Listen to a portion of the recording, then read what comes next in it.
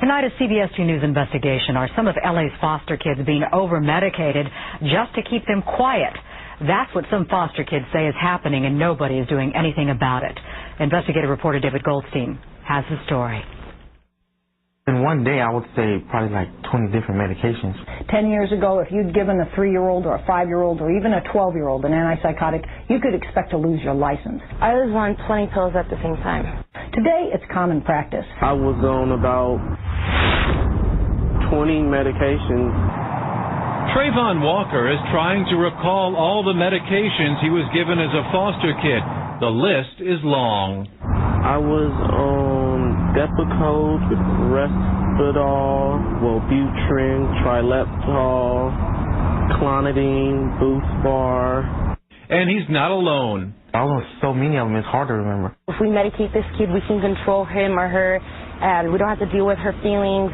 All three are current or former foster children. All of them claim they're victims of over-medication. And it caused me to have kidney renal failure. Over the past 3 months, we've reviewed confidential medical records of some of LA's foster youth, and what we've found is disturbing.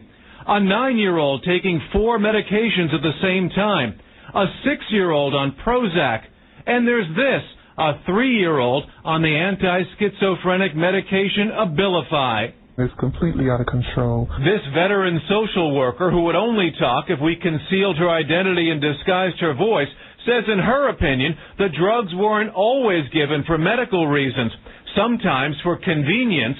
It's just shutting them up and shutting them down. It's a chemical restraint. We don't know what else to do with you. And sometimes for money, because many foster kids who receive drugs are classified as problem children, and by contract, group homes get paid more for those kids. When you have a group home full of kids that are sleepy all the time, you don't have to deal with them. So it's a good thing for them, and they get paid. So they get a nice fat paycheck. I'm not surprised. I'm not surprised. Dr. Elizabeth Roberts agrees. She's a child psychiatrist who treats foster children. Everybody's winning. They get a higher pay, and if the child gets the Social Security disability check on top of it, well, that's all the better. All of the cases are decided here in family court. In L.A. County, the number of medicated foster kids runs anywhere from 3,000 to 6,000, depending on who you talk to.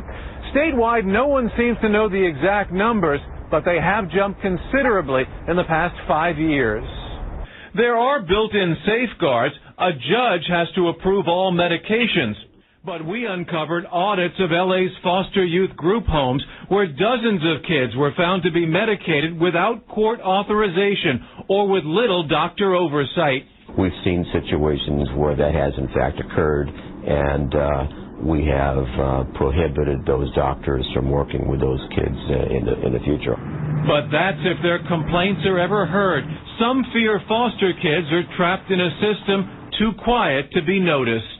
I mean, no one listens to a foster kid. I mean, they're dismissed. They're a forgotten child in this equation.